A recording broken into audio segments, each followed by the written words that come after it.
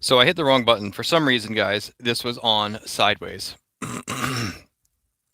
which is obviously not the correct way. So I have fixed it, and now we just have to wait for everybody to get here.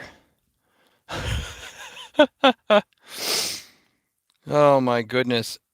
I can't believe that happened. Anybody finding us? There we go. Liberty Not Licensed. Hello, my friend. Oh, I am so sorry. I'm trying to find my own live stream on my channel. There we go. Okay. I'm hoping you all can hear me okay. This is just par for the course, guys. Some days are like this. Not. I have gloves with me. Jeremy asked if it was gloved fingers. Not. I have the gloves with me just in case. All right. Woohoo. Okay, we are back. And we have fixed it. We are not sideways. You can hear me. My goodness. Okay, so let me give you a little bit of an intro first, a little bit of a lead up. Thank you, guys. Welcome to our flannel family forum. As I like to say, we are having tea this evening. We might as well start all the way over because I messed up. We are having Egyptian lavender with a splash of peppermint mint chocolate creamer. It is quite tasty. It's very cold. So let me tell you what I had planned. I had planned on having a fire in the background or going into the cabin this evening and starting a fire there. But I worked yesterday. I am back on full-time duty, which is great. I am doing well. I am suffering in the gym at work, trying to get back into kind of fighting shape, getting back into fitness, and yeah, I lost a lot of muscle mass, so I am not nearly as strong as I used to could be. So I'm trying to get that back. I worked a 24-hour shift yesterday. Got home this morning. We had some errands to do in town, which, as you guys know, is like an hour and 20 minutes away. So I got home this evening, and of course, the pigs are out of feed, right? I mean, like completely out. They've been out for 2 days, which means the chickens are also out of feed. So we I jumped in the truck at like uh oh, I don't know. I guess it was right at 5:20. I jumped in the diesel and it made it about 3/4 of the way down the driveway and it died. Yep. No, so my diesel quit. I was able to pull it off the road so I didn't block any traffic. And then so I had to go get the family car, which has a ball on it, go get my small trailer and hook up to it. But of course, I lent somebody my large equipment hauler and the pin that holds my hitch into my receiver on the back of the car so I can actually pull the trailer. Don't know where that went. It's gone. She gone. I had like three of them. I know exactly where one of them is because it's like 2 hours away with my friend moving. But the other ones are nowhere to be found. So it took me about 20 minutes scrounging around to find a pin for the back of the tractor that would work so that I could go get feed. So I unloaded feed and ate dinner roughly 15 minutes ago. And so I did not have time to build a fire. I did not have time to go to the cabin and build a fire or anything. And of course, because we are just finishing dinner, there's still quite the routine going on inside the house. Children are doing evening chores, cleaning, and such. So here we are. I have let me see if this will work. My little lap blanket. I have my lap blanket so I don't get too cold. I do have a space heater going, and I have my multiple coats and hoods and such. So we will see if we can get through this. Jeremy asked if I drove the tractor. I did not drive the tractor. I drove the family vehicle with my little 5x8 landscape trailer, which will only hold 700 pounds. So I had plans on getting 300 barrels of feed this evening in the back of the truck because it has a payload capacity of, I don't know, 3,000 pounds. And instead, I had to just get 2 barrels, but the 2 barrels will hold us over. Now, here's why it was so important that I do it today, because tomorrow is Tuesday, which is my normal work day. And then Wednesday is my overtime day. So I'll probably be working Wednesday and I will be working Thanksgiving. So I will be gone the next 72 hours. And then Friday is, the day we're having our family Thanksgiving. So there was no other time to get anything other than tonight. And of course, that is when things go down. That being said, thank God for backup equipment. Thank God for other trailers. Thank God for cars with trailer hitches on them. So that was good. We were able to get feed. I will be able to feed the pigs through this week until next week, and hopefully we will be butchering a pig soon. I need to stop spending so much money on feed. And Dork, we had 2 pigs, Pork and Dork. Pork we did a couple weeks ago. Dork is next on the list. He is getting big. I did another Depression Era Mindset video that should be coming out the day after tomorrow. I'm hoping Wednesday. And Ellen says, shame, happy Thanksgiving. Thank you, Ellen. Happy Thanksgiving to you too. I was able to rig up a thing in my barn to hang pigs from. I'm not going to tell you much more about it because it's coming up in a video, which I know you all will promptly watch, but it does tie back into our Depression Era Mindset that we've been talking about. In other really cool news, one of our subscribers, Ginger, who I hope has the chance to watch this, sent me a comment underneath one of our texts or one of our videos, and I don't think I'm giving away too much information because it was a public comment. It was not a private email, so I'm going to. Liberty Ice says, then again, kind of appreciate first responders on holidays when we need them. Thank you for being there. You're welcome, sir. It's a privilege. I've had off more holidays than I've had to work, so it's been a good trade-off. But Ginger had to have emergency C-section. She and baby are fine, but the comment she sent me was, she came out of surgery and started to become short of breath over time, and realized that she didn't have a spirometer, which is the external one, or the inspirometer, which is the one that I had in her room. And so she asked after one, and it turns out, what do you know, she was supposed to have one in her room. And since she's been using it, she's feeling much better and her breath came back. So she sent thanks to us. So it's really cool, that kind of tie back that, we went through that rather painful time in surgery post-op. And if you haven't seen it, go back and watch the live stream called We Survive. I go into detail about the inspirometer and how I did not have adequate oxygen exchange, but Ginger and baby are doing fine, and in part thanks to the channel. And that was really, really cool that we were able to prevent somebody else's hardship just by sharing our experiences. And speaking of that, that is the segue into what we're going to talk about in part this evening. Last week I spoke at a, yes, congratulations, Ginger, Carolyn Smith says, woohoo, new life, right? How amazing. It's so wonderful. We've talked in the past about alcoholism and addiction, and I realized last weekend I got to give my testimony at I'll just call it an anonymous group, and share my experiences with alcohol and how God has been redeeming me and sanctifying me from it. And when I shared this with my family, I realized that a lot of my brother and sisters did not really actually fully know the struggle that I had, in part because we've lived far away from each other for almost decades now. And that whole incident, those 5 or 6 years, happened away from most family. So they were asking if it was recorded or taped, or if I had a transcript or anything like that, and I don't. So what I'm going to do this evening is do my best to recreate that. Now, I know that's not terribly homesteady. I hope you don't mind, but I can tie it into homesteading. If you don't have self-discipline, homesteading is not the life for you. It is a lot of work, kind of all the time. It is extremely rewarding work. It is an amazing lifestyle. But if you don't do the hard work, it's not something that just happens.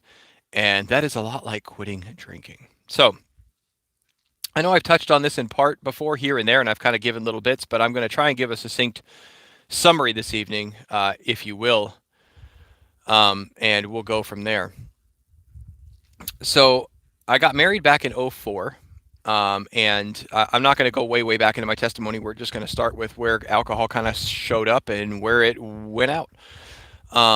And one of the things that happened was unmet expectations.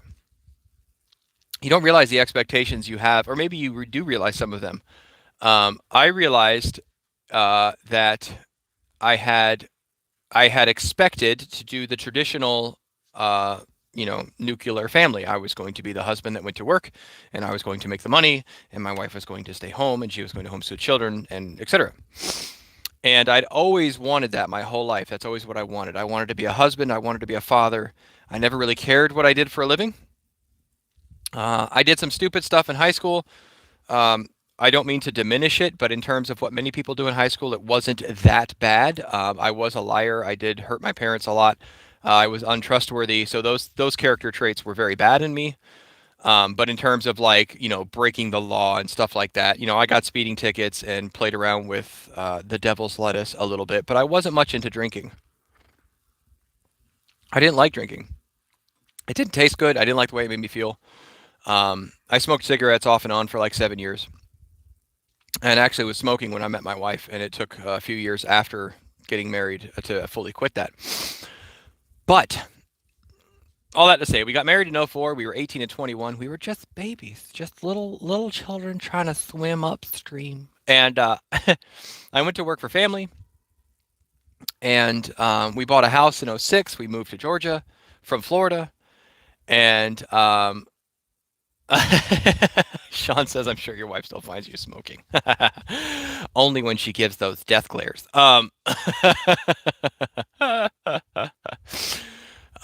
So we bought a house in '06. We bought it on the bubble without realizing it. It was not. We shouldn't have bought it in the first place. We didn't really have the finances. The PMI was ridiculous. The interest rate was insane. We did not get a flexible rate mortgage. That was one thing we didn't do. And in '06, everything fell apart. Everything. Or I'm sorry, '08, the economy collapsed. A lot of things fell apart. Now, this house that we bought was 30 miles outside of town in the middle of nowhere. Like, we loved it. And little 2.5 acres. We were starting to get rabbits and chickens and goats and really trying to start dabbling in this lifestyle. But gas also hit $5 a gallon. It was costing us a fortune. And so when she was like 8 months pregnant with our first child, we realized that she was going to have to go back to work, because that was 4 years after we got married. She graduated with her bachelor's degree in education. And the school that she was doing her student teaching in called her and offered her a job, and she took it. She had to. Like, we hadn't been making enough to live for 2 years at this point. With the family businesses and stuff, instead of taking out a business loan, what we had done was basically lived on credit cards. And some weeks were better than others, but basically gas and groceries for those 2 years was going on credit cards. So we called the mortgage company. We had done a whole bunch of work to the house. This is where I really started to learn some of my handyman skills. We painted the whole outside. We trimmed up all the land. I mean, it was 2.5 wooded acres. We made it like a manicured forest. We replaced lights in the ceiling. I redid the bathroom. We did all this work. And yeah, Sean says one day I'll have to call you for some advice. Give me a ring, bud. I'd love to talk with you. And we went to have it appraised to hope to get our mortgage insurance off, and it appraised for half what we owed. So we called the mortgage company. That didn't work. And so long story short, we ended up in a apartment. Now, while this was going on, while my wife was, pregnant and all these things weren't working, I couldn't sleep at night. And what I didn't realize at the time was, like, the insomnia thing was depression. It's a side effect of depression. And I had always thought depression was like you're sad all the time, like you're mopey and you're in a closet and you can't move. I've heard people describe it as like a wet blanket, or just being smothered, fatigue. The thing is, the kind of the dirty little secret is depression affects different people different ways. But I was still extremely high energy. I was very high energy. I was one of the highest energy people. You ask anybody, super high energy, very high energy, best energy, so much energy. And we I I was still joking. I was still pushing forward. I was still trying to find a way to make money. Like, it wasn't that I just laid around and drank. But at night, to fall asleep, I would take a drink. And that turned into like 2 drinks. And Integrity and Intention with Faith says depression and SARS, the effects are common with mitral valve prolapse. I didn't have mitral valve prolapse at the time. I wasn't diagnosed with that till 2015 after I quit drinking. Isn't that strange? But anyways, You are right. Heart conditions can cause depression.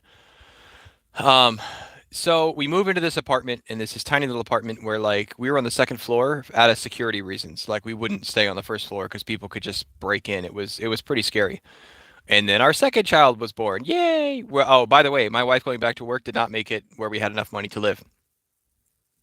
So now I'm having like two glasses a night. I don't really remember exactly what they were. And I'm trying to get into nursing programs. That's not working. Nothing's working. Everything is like crashing. We can't get work. It's just trash.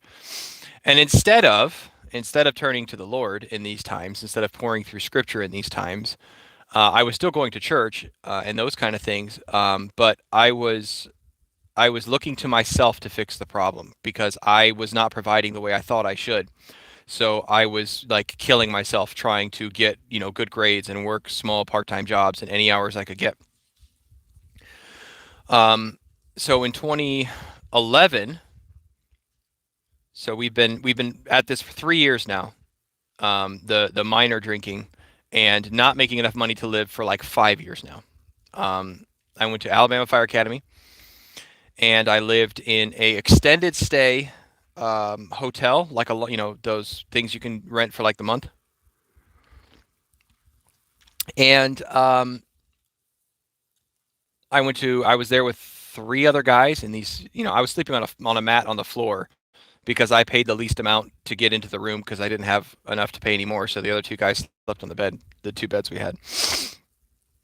And I was cooking for all of us because I was like the old man of the room and, packing lunches. We would go do all of our training for the whole day, and then I would come back and I started drinking a lot there. And in that case, it went from because I was exhausted from all the physical activity and the mental stress of trying to make it through that program. It went from being something I needed to go to sleep to something I was rewarding myself with. And that's an important distinction because it's one of the ways that addiction plays with your head and kind of cements itself in your own psyche. It will rewire the way your brain works. Addiction does this. And it's not just chemical addiction that does it. All addictions do this. Chemical addictions, though, can have different consequences and side effects. So I start drinking a lot, and I would come home on the weekends to visit the family. It was about an hour and a half. Well, it was in Alabama across the line, the Central Time line. So sometimes it took me like 3.5 hours to get there, and sometimes it was an hour and a half, to get home. um, but I wouldn't drink on the weekends when I was home with my family. Finished up the academy, came home. Within 3 months, I was hired by Newport News. The drinking kind of backed off a little bit at that point, and then I was only drinking kind of on the weekends. I was really tired coming back from academy again, and I didn't really want to drink around the family, so I would just drink on the weekends or when I wasn't, didn't have work. And then I graduated the academy, and now I'm on the floor. And you would think at this point that you could stop, right? I didn't have the depression from not making enough money to live anymore. We were starting to make enough money to live. We were starting to pay off our bills. My wife was home. I had a job. Our third kid was born. We were going to church. Like all the things that I had wanted to happen were happening. But what had happened was I had gotten hooked. I had gotten completely addicted and didn't. Yeah, yep. We'll just leave it there. I got addicted, and I realized I was starting to plan my days around it. I wouldn't go somewhere and do something if it was going to take away from time that I could be home and drinking. I also learned a new term when it comes to alcoholism, which is high functioning. I am a high functioning alcoholic. So I was repairing my broken house. I was being a husband and father, albeit not the one I should have been, but I was not like, skipping things to drink that my kids were doing. I was going to church. I was doing all the right things still. I actually, at one point, had two jobs and we were, crushing debt and doing those kind of things. But I realized it had gotten its hooks into me and it had gotten them bad. And it had gotten to the point where I actually had like a false wall in my garage where I was hiding alcohol. And I went from drinking like, you know, a couple ounces of bourbon to go to sleep to I would go through a handle of vodka in about 3 days.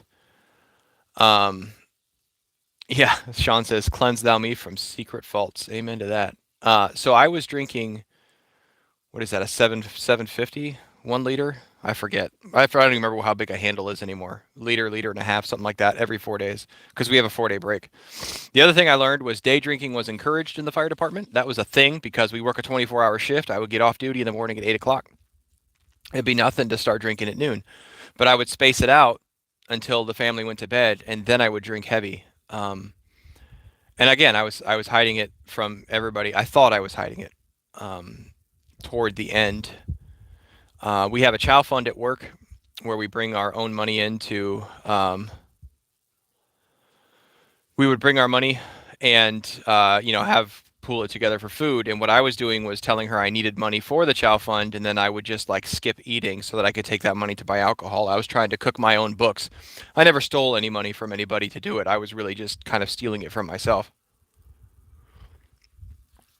And I honestly don't remember the conversation that led up to the conversation or what had happened. I knew I was getting out of control. I knew I was at the point where I was unable to stop. Like it wasn't just a fun little thing I could put down and then pick up again. And having quit cigarettes before, I knew how hard it was to quit chemical substances, and I just didn't want to. I enjoyed everything I did more when I was drinking because I still did everything I was supposed to do. I wasn't, lying on the sidewalk or in the gutter. This is how I justified it to myself too. This is how messed up this is. That I was still fixing the house. I was still doing all these things. I was just having more fun doing it because I was drinking. Um, and it was just pure evil and wickedness.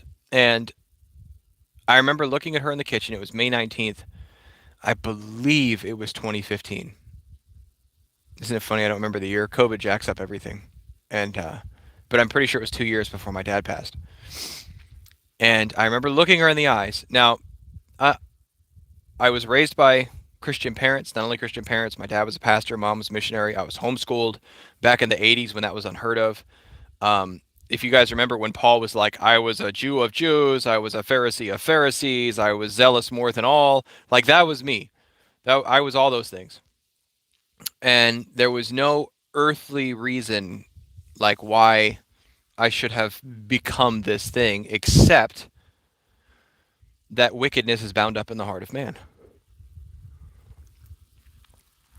And you cannot rely on upbringing. You cannot rely on your parents' faith. You cannot rely on those things. And I had not made that transition fully to it being my own relationship with Christ on a daily basis.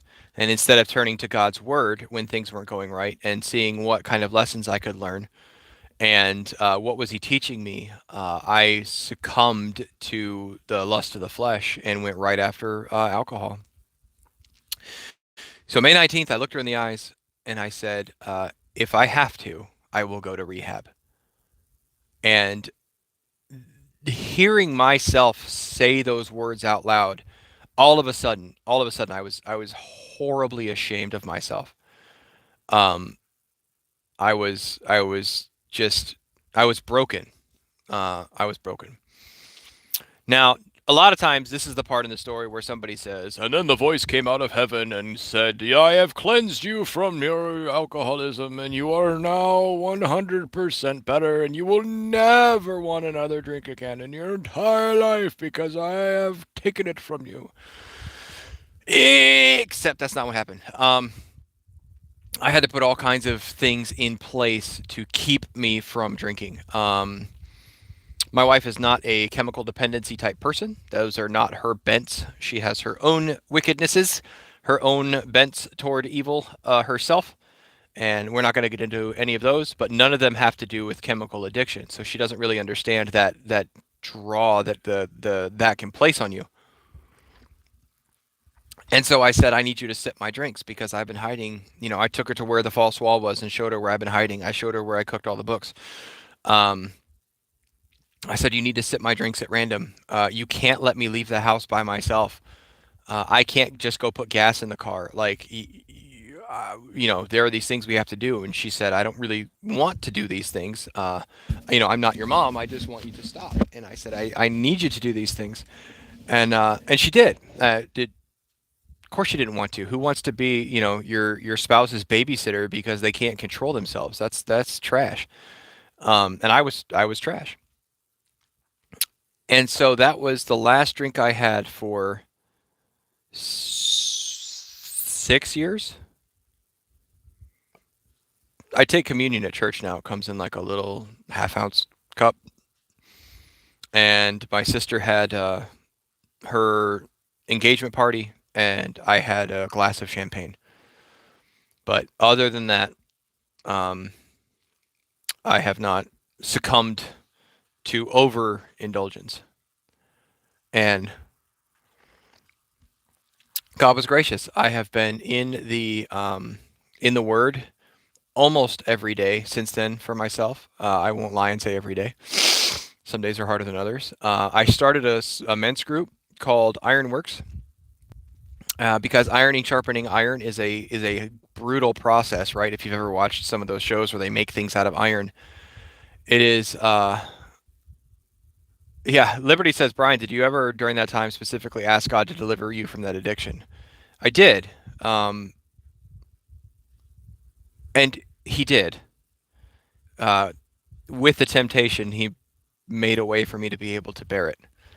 But it was, I mean, months and months afterwards, I would see a commercial, for, you know, scotch or, something slow pouring over glasses and my mouth would water. I mean, literally, it was, whatever. For months afterwards, I couldn't, 7-Eleven was really close to my house. So that was one of the places I used to like, pop out and get some stuff and pop back before anybody knew I was gone kind of thing.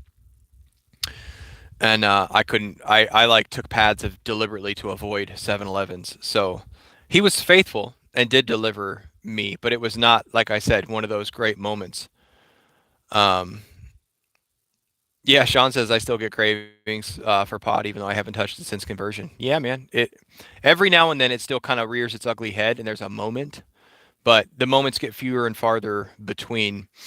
And I don't have communion at church and then think, man, I wish this was a bigger glass. Like I'm able to partake in that sacrament without it being a problem. I go to parties and weddings and stuff like that now where I'm like the sober guy there, and it's kind of the joke. I do weddings. I did get ordained after that. And almost every wedding I do in the fire department, my brother's here and he said hick. But not the redneck kind, like the drunk kind. And I'm like the sober guy at the wedding who does it, and that's cool. I'm okay with being known as the sober guy. So that has been essentially my journey um, with my sin of choice, as I like to call it. Um, and God has been faithful to make a way to get through it. Now, the other thing I wanted to say was two things. If you're going through something and you're trying to quit, don't think about forever. Think about one day at a time. This is a one of my favorite verses I've told you guys about. It's in Matthew, and it says, "Do not worry about the evil in tomorrow. Worry about the evil in today. Sufficient is the evil therein," is what it says in the much better English. So I can't tell you about tomorrow. I don't tell people that I'm never drinking again. I tell people I'm not drinking today. I'll go to a wedding and just say I'm just not drinking here. I don't try and put it way, way, way out there. Because that's an impossible thing to wrap your head around, and it's one of the ways that addiction will get you to go back to it. Because if you told somebody they could never have anything ever again, I mean, people start to freak out. The other verses are Lamentations 3, I think it's 22 through 24, that basically says we would be destroyed by God if it wasn't for the fact that his mercies were new every morning. And when you struggle with addictions and when you realize the depth of your own sin, you can have one of two responses to this. Okay. I'm sure there's a lot more, but these are the two that I'm going to talk about. You can have the I'm worthless. God could never use me. I'm going to go sit in my corner and mope. Or you can have the response that there's never been anything good in me. The only thing good in me is Jesus Christ. That's the way the only thing it's ever going to be good in me is Christ. And I am going to thank him and love him and serve him today. There's no time limit that I can find in the Bible about when you are you're not put in time out from serving the Lord because you have an addiction or you struggle with something. I don't think we effectively serve the Lord when um, you are wrapped in unrepentant sin. That's not what I'm saying. When I'm saying that you repent from your sin, then that moment you are obligated to go through and work for his kingdom that day. There's no point like, oh, it's been 3 months. Now I can start serving God's kingdom. And I don't mean in a leadership capacity or any of those things. And Sean says, let me read this verbatim because this is hilarious. Sean says there's a secret third response where you go full crusader and reclaim the Holy Land from the Mooney Boys. Um, but there's no time. I had a friend of mine come to me and he had a different type problem, but it was a problem. And we talked about it for a while. He was broken. He confessed. And I said, all right, so how are you going to serve the Lord today? How do you serve the Lord today? Okay, you did that terrible thing. You messed up. The thing the enemy likes to do is keep us sidelined with our own guilt. And our guilt would, your guilt has a purpose to a point. Okay, but when you have repented of your sin and you are not doing it, then you are obligated to do the right thing. To him that knows to do good and does not do it, to him it is sin. So don't get sidelined. Don't hold that in. Don't beat yourself up over it. Get busy serving the Lord. Liberty says his grace is always sufficient, but some say that the disease is certain to last in one here for the rest of his life. This is not so. What can he not do? I'm living proof that he can do this. He heals. Amen. And like I said, I'm able to go to places where there is alcoholic beverages. I have had a glass of champagne and not lost control. I also understand if somebody never ever wanted to ever touch it again and give God the glory for that too. I think that is healing. When we are not chained to our sin, we are healed. Living Out License said, I would like to have known your parents. They did really well. They did do well. Our parents were faithful, and that's what happened. It's me, Judy says, thank you for sharing such a personal story. You're welcome, Judy. You never know who your testimony is going to help. And one of the things I discovered going through this process, and one of the reasons I started this men's group, which is an accountability group, we meet once a week typically. There's only like 4 of us in it, but that's okay. You don't need a big group of people. I hate the term safe space because I think it's overused and it's meant for people, whatever. Like, anyways. But you need to have people that you can be accountable to with the deepest evil in your life, the things that you struggle with that you hope nobody ever knows. Because what I discovered is Christ already knows all my evilness. Christ already knows all the wicked thoughts that I've had. He knows all my deeds. All the things I think I hid from people, he was fully aware of. And he did not smite me dead. He did not, anyways. He still died on the cross and called me before the foundation of the world to be his child. So if the person that I'm actually truly accountable to already knows all my sin, what do I care if anybody else knows? And that was when I realized that I needed people that I could be fully and completely honest with, and almost like an AA meeting, but not exactly. But if that's what comes up, that's what comes up. And that has been great. I've been doing that for,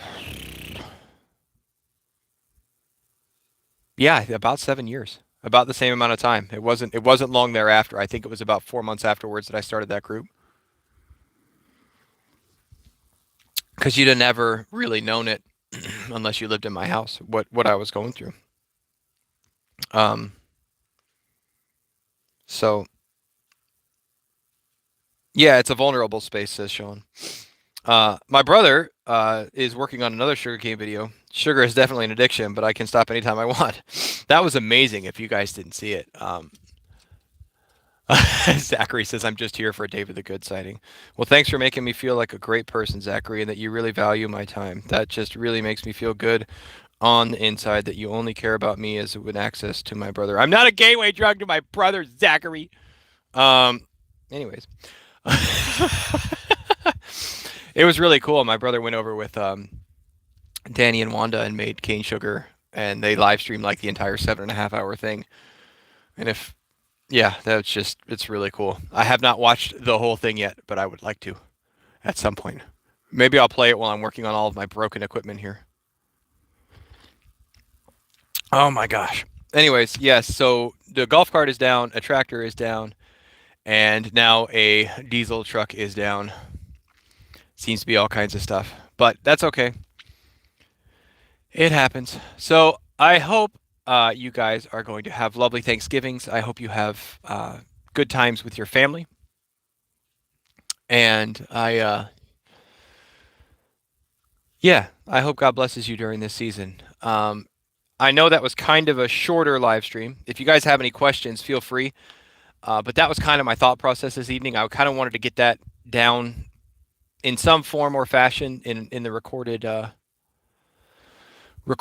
fashion, so I have it for prosperity's sake, dexterity's sake, propensity's sake, propitiation's sake.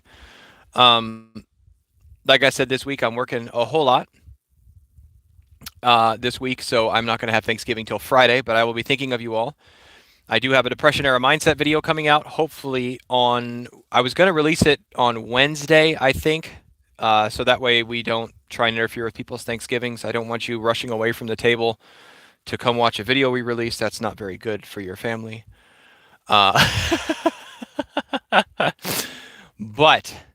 I do think I'm going to check it. I am freezing. I am going to go inside. It is cold. So thank you all for being with me. God bless you and keep you. I hope you have a happy Thanksgiving, and may you and yours be blessed this holiday season.